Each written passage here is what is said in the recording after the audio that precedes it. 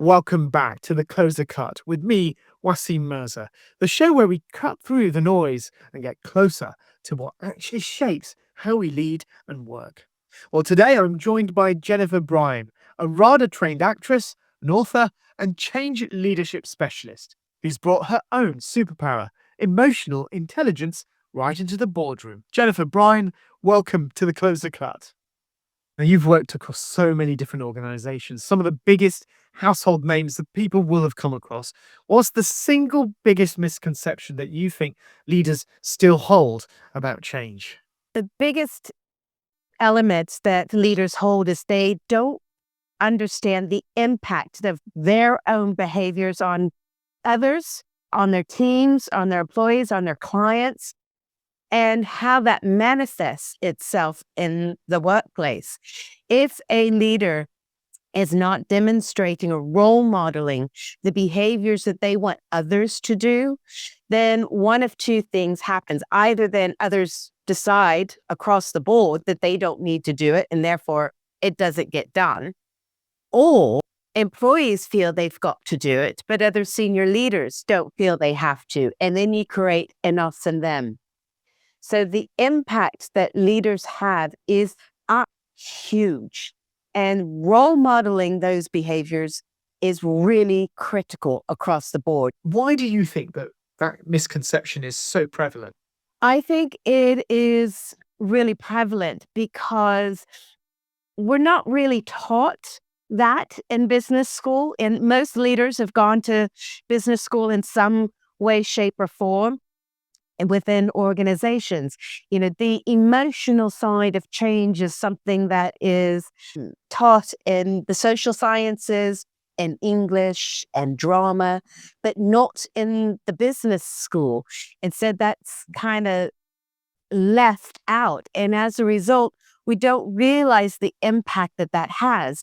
And coming from a creative industry, I understand exactly that. And hence, that's a bit of my superpower, because when I was an actress and dancer, one of the things I had to do was to emulate other people. And in order to emulate, I would have to go and people watch in a cafe or wherever I was. And I would need to look at how are people walking? How are they picking up a cup of tea? How are they doing various different things? Because when I needed to emulate them, I needed to not do it as myself, Jennifer Bryan. I needed to do it as they are. And that's a very different set of skills. And hence, as a result, how that manifests in the business is when I walk into a room, I can very quickly start to pick up what might be going on in the undercurrent of that room rather than what's being shown at the surface level. And that is a real key skill that AI can't do. It can't pick that kind of information up. It can analyze contracts and information till the cows come home, but it cannot stay and hold a board together when they are completely divided. Now, Jennifer, you often say that the biggest barrier to successful transformation isn't the strategy, it's how people experience it. Can you just unpack that for us? What we experience, how we actually experience the different things that are going on with us is driven by our emotions. So it's a very simple equation, really, as to how this comes to play. Our emotions actually drive our behaviors, which makes complete logical sense. And then as a result of that, our behaviors, our performance. So therefore, our emotions drive performance. How we feel very much determines how we do things.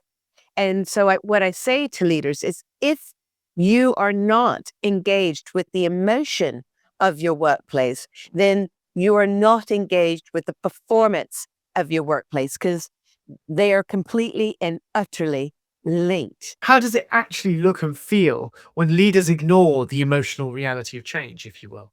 One of three things happens. And I talk to leaders about this all the time, because a lot of leaders feel that emotion is fluff. It's not something they need to focus on.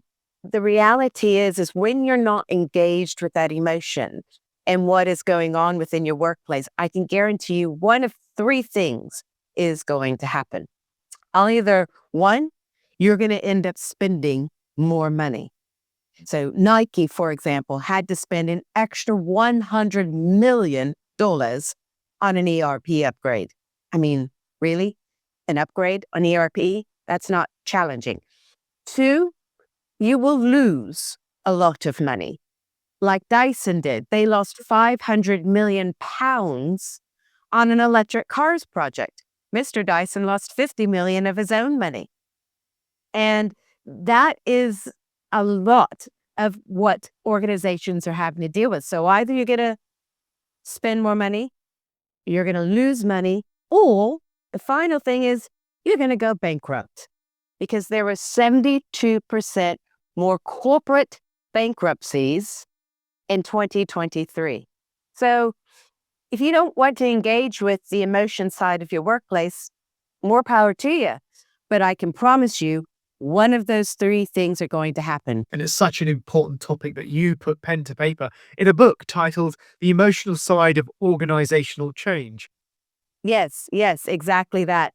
Because I think it is really critical for leaders to understand the importance of emotion and what that does in the workplace. Prior to 2008, we used to talk all the time about emotional intelligence of our leaders, and we were always looking to develop the emotional intelligence. But since 2008, we have stopped a lot of those conversations. And as a result, we've put our heads down and trying to just keep the wheels on the bus. But the big question I have for leaders now is there still a bus? Because when we tap into the emotions, we do some incredible things within the workplace. First of all, we can increase employee satisfaction. I was working on a project with a technology organization. When we did the statistics on that, we increased the satisfaction of that team by 134%. But you don't have to take my word for it. You can take the word of the European Leadership Council to talk about how using a very people-centric, emotional-centric approach reduces employee anger within an organization from 24% to 5%. Anxiety levels drop from 51% to 29%.